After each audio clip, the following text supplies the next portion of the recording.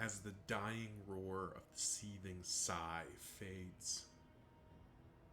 You embrace the darkness, for you already know where you'll wake up, alone in a wagon. But victory does feel sweeter. Even if you have to do it again, even if you have to confront the nightmare once more, at least you won this time. The crossroads awaits, its candle burning brightly with hope. Time for new companions. Time for another go at the sigh. Hey, what's going on, everyone? It's Lokiorn, and we are back in Darkest Dungeon 2 with time for a new formation here. And I just wanted to start by... I generally take a look at characters prior to jumping in just to kind of identify good possible formations to do. But we have quite an interesting array here. So we have Audrey as a Night Sworn, Dismas as a Rogue, Man-at-Arms as a Bulwark, Hellion as a Berserker, Runaway as a Survivor, and Jester as a Virtuoso. Oh, and Baldwin as a Tempest. So, good lord, we have 1, 2, 3, 4, 5, 6, 7 of our 9 characters have a path. Which is just nuts. That is a very unlikely RNG roll. And it really opened the door for a ton of different options for our formation here. Ultimately, I want to start with the Man-at-Arms Bulwark, because I don't know if I've played with Sergeant. I don't think I've played with a Bulwark Man-at-Arms, and this is gross, okay? Plus 33% max HP, plus 100% damage riposte skills, plus 100% damage crush skills. So Crush and Retribution are going to hit like a freight train. And the only consequence is he has reduced resistances to dots. Well, how about we bring the Plague Doctor and our Survivor Runaway, and then finally, just to continue the madness, let's slot in our Virtuoso Jester, who also has plus 33% max HP, plus 3 speed, has the same negatives to resistance, but has a 15% chance to increase to increase stress resistance by 100%. So yeah, this is false shine, and I am very excited to try this formation out, because I think this formation is just going to be it's potentially just going to be quite silly. I think this formation is going to be very powerful, and we'll talk more about why in a second. But first of all, we don't need Rampart when we have Hold the Line. Jester, probably just leave you as is and drop Battle Ballad for Encore. Then Paracelsus, good old Paracelsus, just at the back. Probably, we might be able to work in Incision. We could, in theory, work in Incision, but I don't think we will for right now. Blinding Gas actually has some more use because of those combo points, which I think get up to 33%. Yeah. But yeah, so a quick look at quirks, Thanatophobia, and Occultamania. So afraid of cults, but love to think about death. Shroud Grounger, if we decide to go to the Shroud, which I'm not convinced we will. Aesthetic, but lazy. An Amateur Armorsmith, and Boisterous. Boisterous actually does have a known effect. It's 5% chance to get a taunt token. But yeah, so this is the False Shine formation. And it really, this whole run is being kind of driven by, I had a ton of path options. In fact, the only two that didn't have paths were Paracelsus, the Plague Doctor, and the Occultist, the two characters that, are the healers. So, there were a lot of formations we could have done. We could have busted out the Hellion. We could have busted out...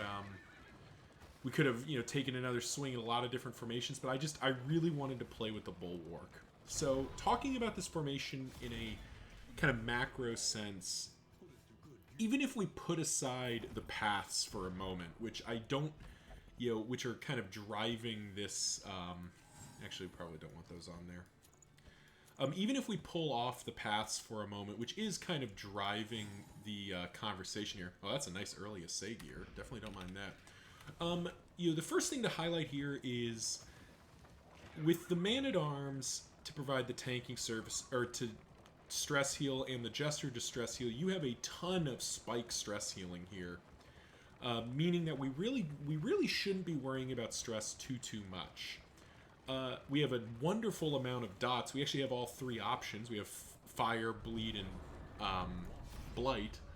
So we're definitely in good shape on that front. And damage output in general, we're a little bit light on like the spike damage. I think Jester is probably our hardest hitter, because Bonnie in particular is just going to be using Dragonfly and maybe some Searing Strike and Ransack.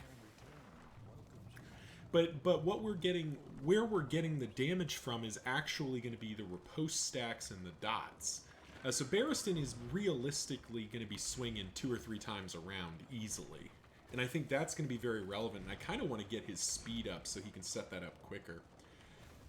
But yeah, and then for healing, we have Cauterize, we have Battlefield Medicine. That's plenty.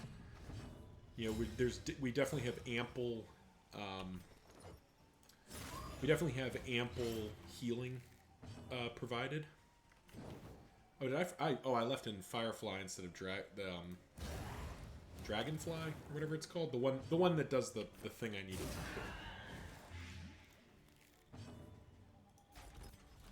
Okay, let's just set this up. But yeah, so I think this formation, you know, thinking about it, this is a formation that's got a lot more on the endurance side, I think, than it does on the like burst side.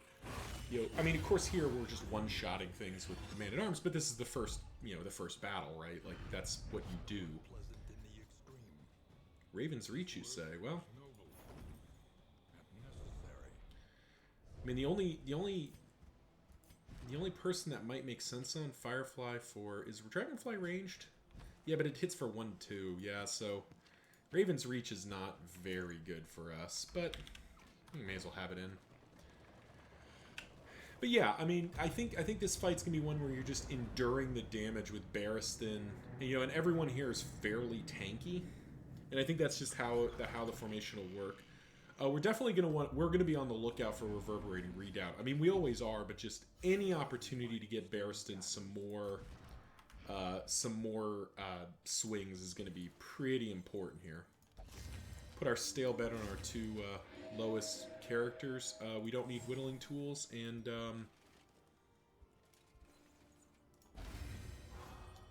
there we go. Pretty neutral on the old. Oh, there's a pig. Well, there we go. Buy that.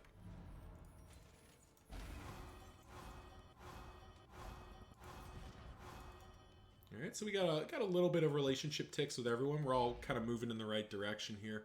Let's check where we're going. Oh. Oh. Well. I mean, here's the thing. The Sprawl Trophy is still too good.